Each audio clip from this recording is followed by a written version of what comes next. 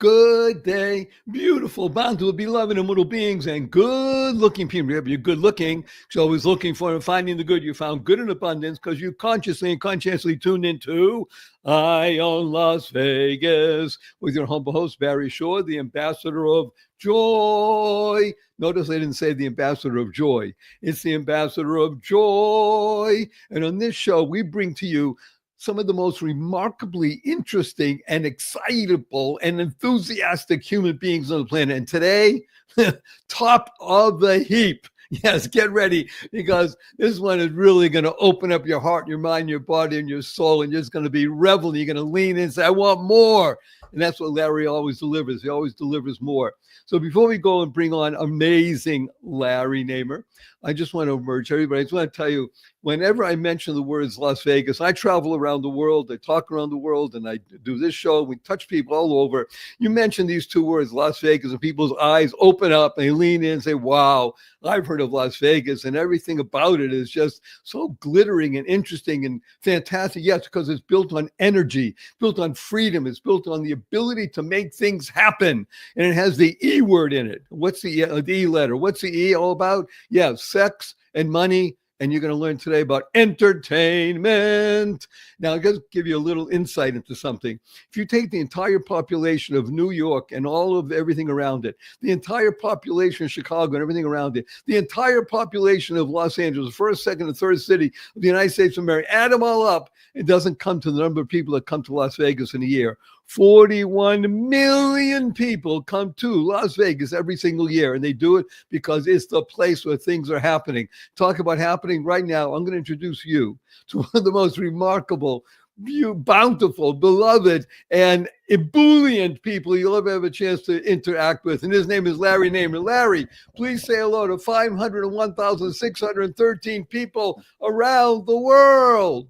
Hey, hi everybody. Glad to be here. It's going to be an exciting interview, I think, and you can feel Barry's energy, and I'm going to struggle to match it. See, that's what we love of it. First of all, I'm so honored and humbled that you're here. If I start telling you all the things that Larry has done and accomplished and is doing, it would take the rest of the show. So I'm just going to make 3 data points, and I'm going to urge everybody, just lean in. Don't take any notes. Just revel in the fact that he's here, and you can listen to it again. You can do Google and all kinds of stuff, and you'll just be amazed. I'm going to give you 3 data points. Number one, I think everybody who doesn't live under a rock has heard of something called Entertainment Network. So Entertainment Network was started by Larry and his partner 1987. So that's 38 years ago. And it touches people around the world. And he's been involved with it in Russia and China. And here's the other good point. He graduated from high school in 1966, and he was a cable splicer. Hello. It shows you what you can do when you just keep your eyes and your ears and your heart open. You can do anything, especially in the United States of America. And that's one of the genius and the beauties of Larry's life. And the third data point is, you ready for this? He's a good guy. Okay. On that, well, he's really the cable guy. Larry, the cable guy. On that note, let's just jump right in and start with that kind of beginning, because you're a kid from Brooklyn. Is that correct, Larry? You're a kid from Brooklyn. Not trendy Brooklyn. My part of Brooklyn is still the hood. So I grew up in Coney Island. Okay, so wait a minute. Even more so, people who don't know Coney Island, it is historic and amazing. So yes, so you're from Coney Island. So you're from the New York area, and you're a graduate of high school. You went to college. Okay, now what? Well,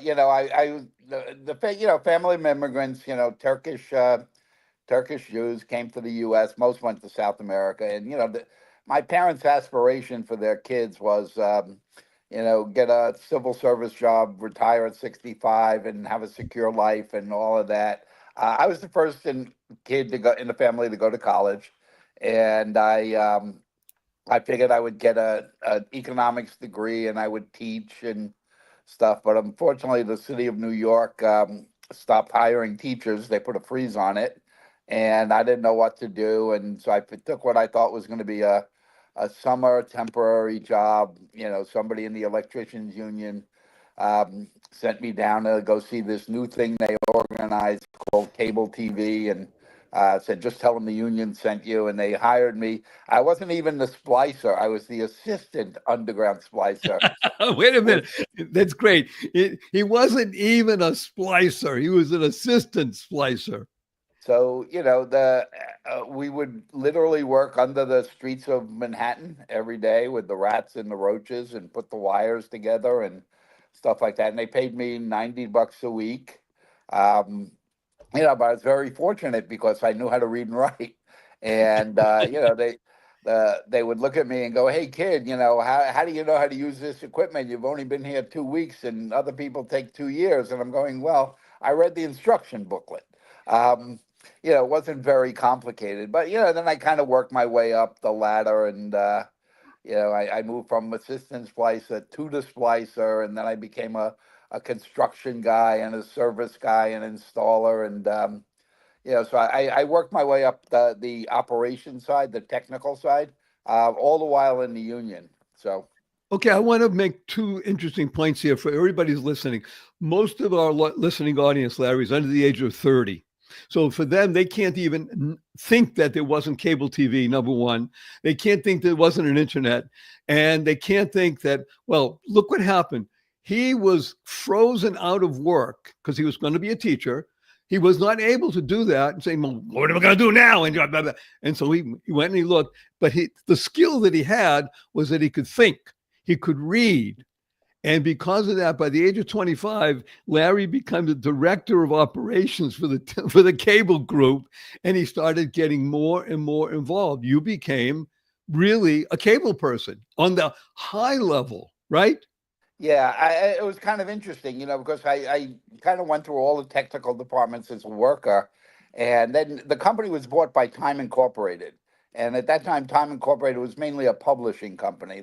Time Magazine and Life Magazine and all of that. And, they put in a guy named Nick Nicholas, who Nick ended up eventually becoming the chairman of Time Warner once that merger happened. And, so here you had all these Harvard and Yaleys trying to figure out what it is these guys do when they go under the streets every day.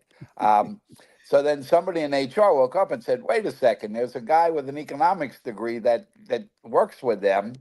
And so they kept trying to get me to move from the union into management. And finally, Nick Nicholas convinced me. And, so I went from that into management, and, first at low level, but very quickly.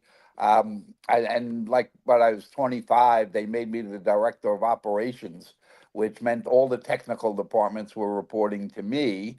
And, I had maybe 300 and some odd people reporting to me, most of which were older, which created an interesting management. Right. I Um, mean, yeah, here's this 25-year-old punk. And now you got these guys who've been around for 10, 15, 20 years saying, what? You're my boss, as it were. I want to point out something to everybody who's listening.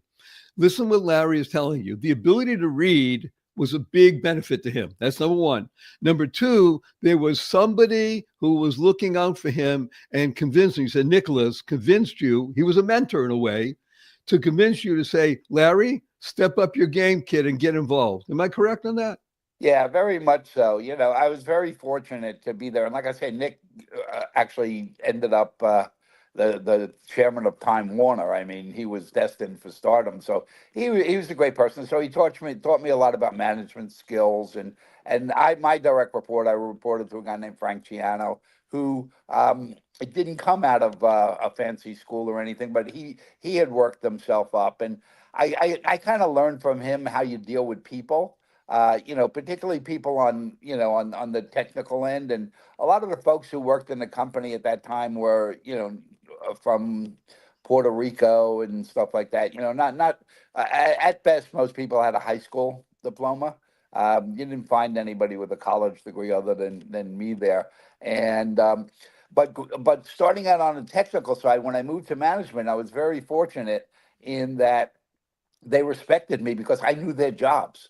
I did their jobs. So when they would try and give me some baloney story why something could be done, they knew they weren't going to get away with anything very long. So we just kind of cut that back and forth stuff between, management and union, because I understood them and they understood me, and we got along incredibly well. So here's a guy who was in the union. You were part of the Electrical Workers Union, which, by the way, is one of the greatest unions in America. I happen to have a good friend who ran their pension fund for a number of years. I'm very impressed by the people in Electrical Workers Union. And so you come from both sides, management and union, and you were able to bridge the gap. And so this is all technical stuff. So where does the spark? The spark comes about entertainment and creativity, because that's really who you are. Sure. So, funny when you talk about the union. One of the funny things that happened, I'll give you the quick story.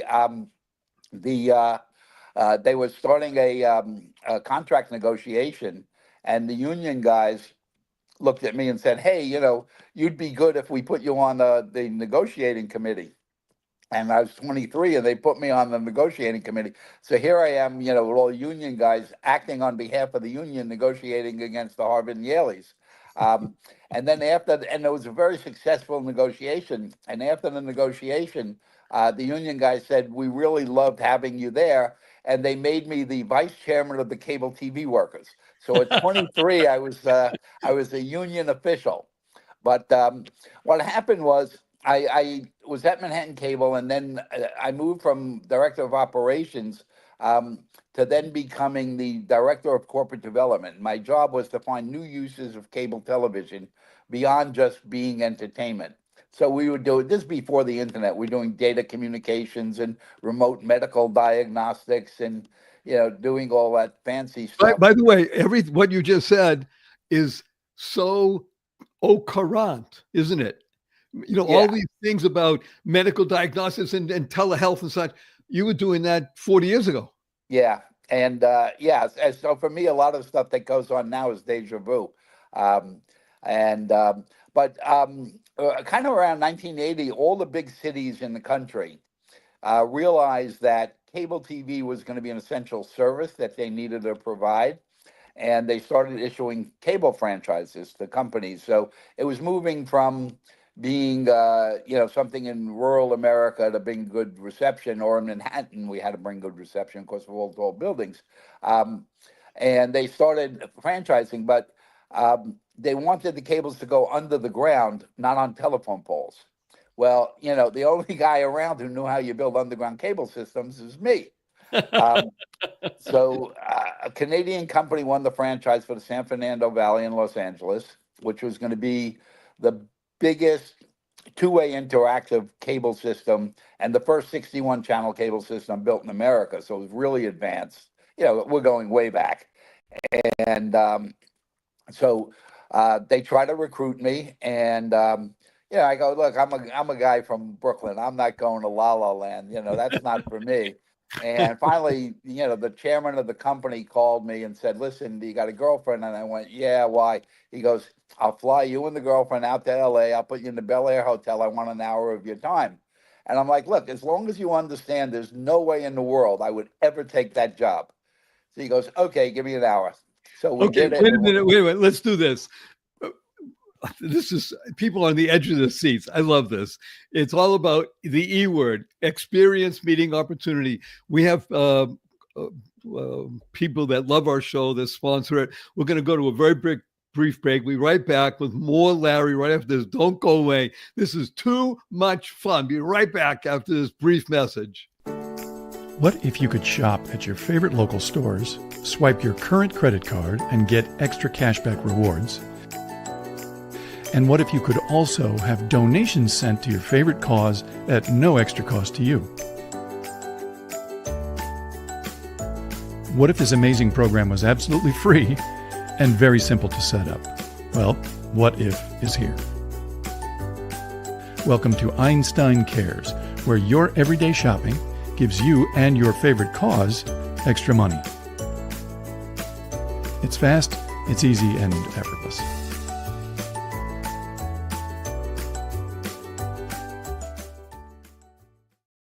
Good day, beautiful, bountiful, beloved immortal beings, and good-looking people. If you're good-looking, so always looking for and finding the good. Our cup runneth over with good. His name is Larry Namer, and you know him because of something called Entertainment. That's the network that he and his partner built and transformed the world because it brought new kind of celebrity right into your home.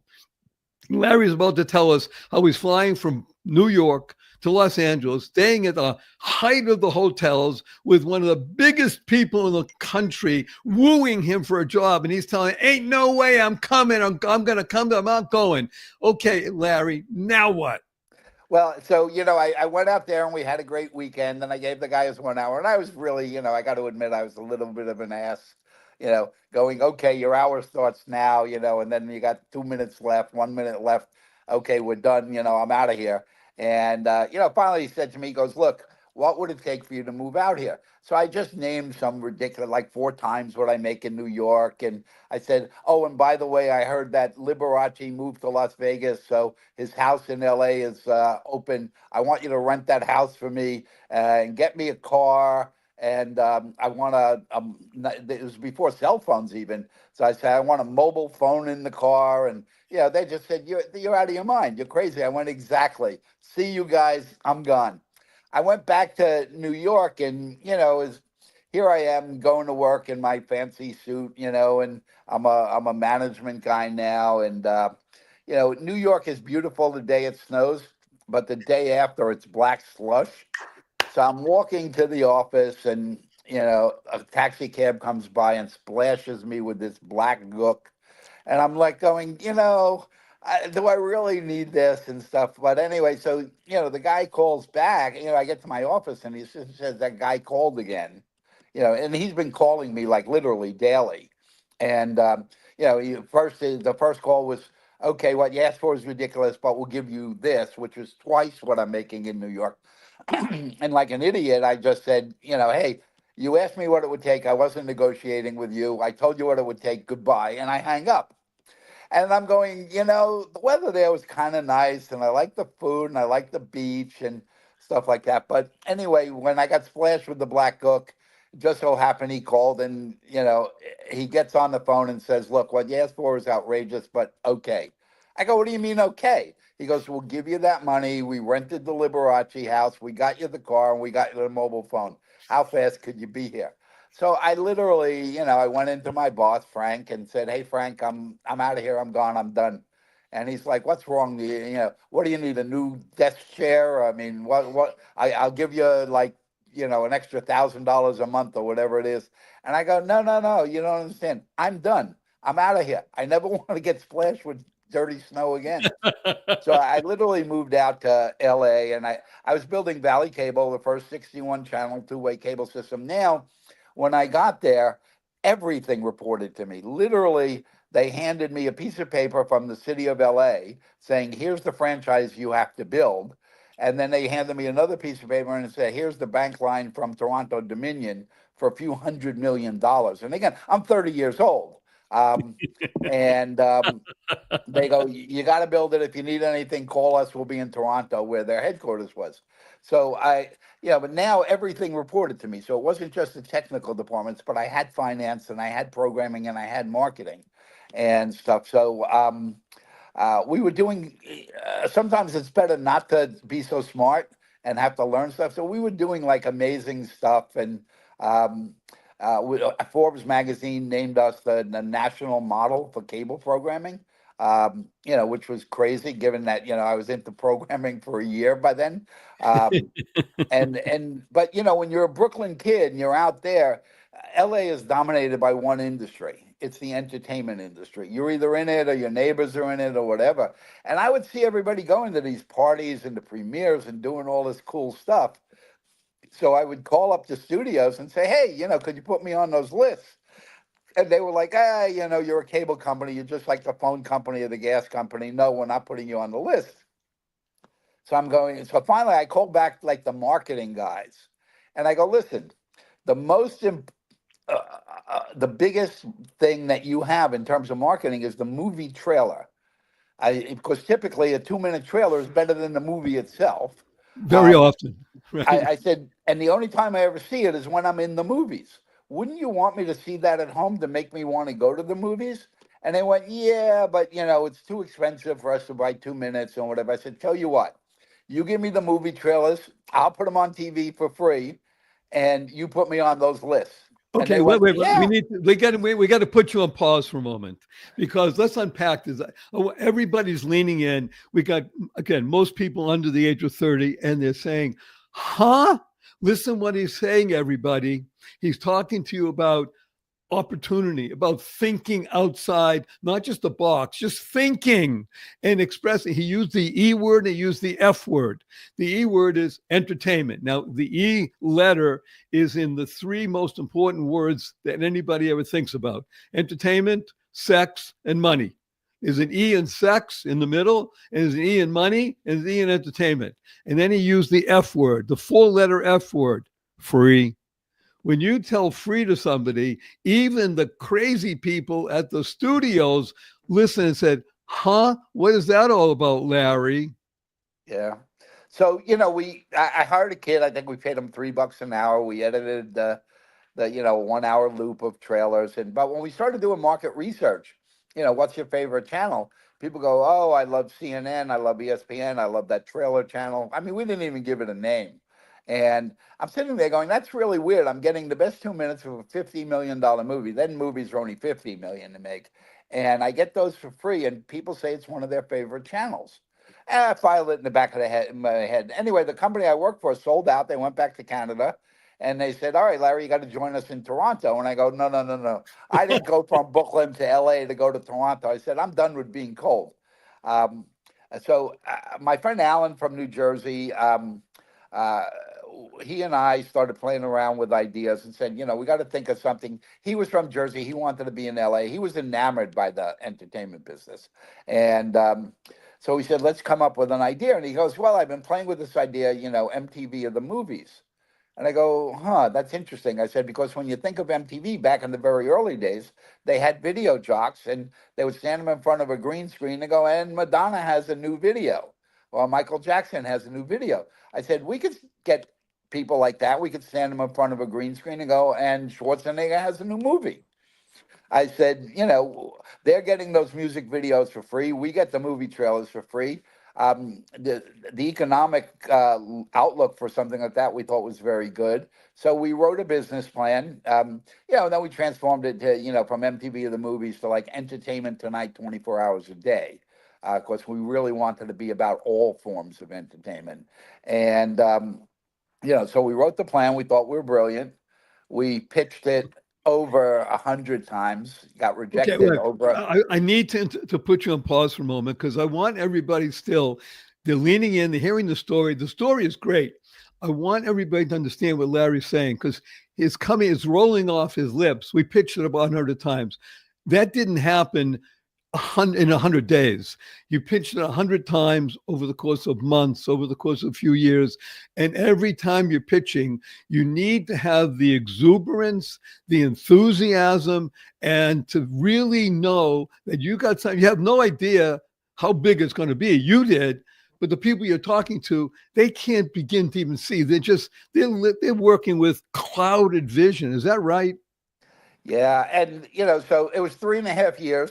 And Alan and I were about ready to give up, and we met a guy who said, oh, I have a friend that just took over investment banking for a bond house, and here's his number, call him up, tell him I said he should see you, which we did. And, by this time we were totally beaten up, and we were like, oh, God, another one, And we go in, and it's a young guy, and he's got like movie posters on his wall. And Alan and I looked at each other and said, that's kind of odd. And he goes, oh, I was the entertainment reporter for my college newspaper, and I really like this. So at that time, to start a TV network, first of all, there were no TV networks ever started by people. They were always started by big media companies. It was never done before. And the going rate to start a TV network somewhere between $60 and $100 million. But after 3.5 years, Al and I realized nobody was giving us anything close to that. So the guy says, I really love it. We're going to do it. I said, that's great. Could you give us more like 100 million so we could do everything we have in our head? And he goes, oh, no, no, no. He goes, I'm new at this. I'm only allowed to sign for 2.5. And I went, well, what am I supposed to do with 2.5 million? It's 60 minimum. He goes, well, I'm only allowed to sign. Al and I looked at each other and said, you know what? We ain't getting to 60 or 100. We'll take the 2.5, and we're smart enough. We'll figure it out. So they did. They put us in for $2.5 million. And I had a friend who was teaching radio, television, film in Austin, Texas. And I called him up and said, hey, Brian, you got a bunch of kids that need intern jobs? And he goes, yeah, we had a lot of trouble placing kids this year. I go, send me all you got. So, and it's funny for me because people look at E now. I mean, he's in 142 countries and arguably the biggest influencer of pop culture in the world by far. But he started with 11 employees and 31 interns from the University of Texas. My friend wanted to kill me after, because the kids started the summer as interns. We grew so quickly that by the end of the summer, half of those kids were vice presidents. It was just fantastic growth. And, we went from the 11 employees to about 1,100 employees. Okay. Again, let's unpack a few things here. First of all, I have to apologize to Larry, because one of the things we really wanted to talk about is his new book that's coming out. And we're coming to a close of our time together. So I'm going to ask you 3 quick questions. Are you ready? Yeah. Number 1, Larry, will you come back again? Oh, sure.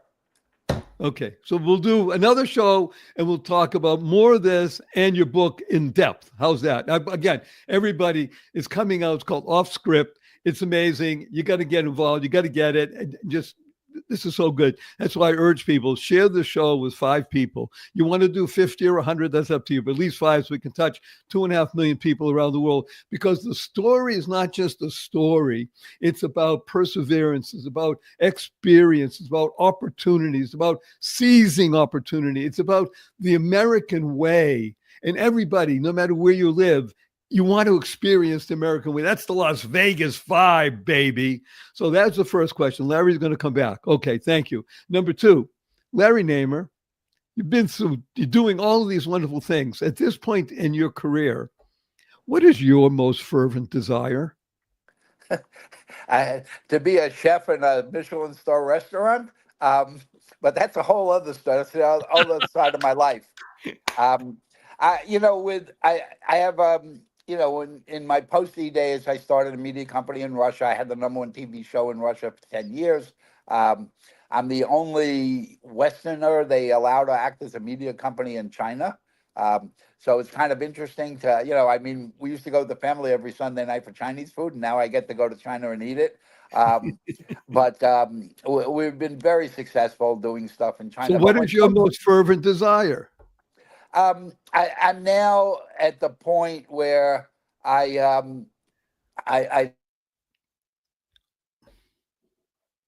Uh-oh.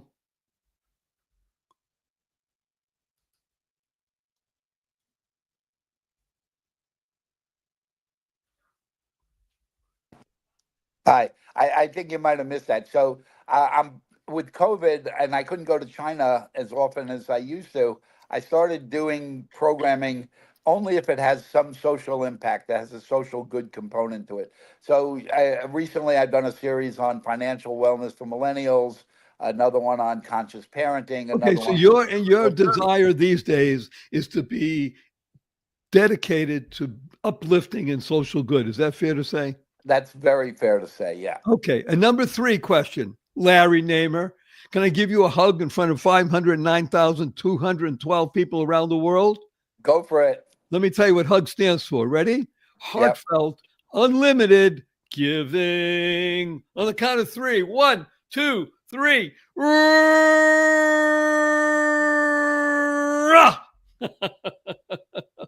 Okay, and you've been listening to Eye on Las Vegas with your humble host, Barry Short, amazing Larry Namer. We want to give a blessing to everybody that's listening. Go forth. Live exuberantly. Spread the seeds of joy, happiness, peace, and love. Go mad. Go make a difference. Larry, don't go away. Please.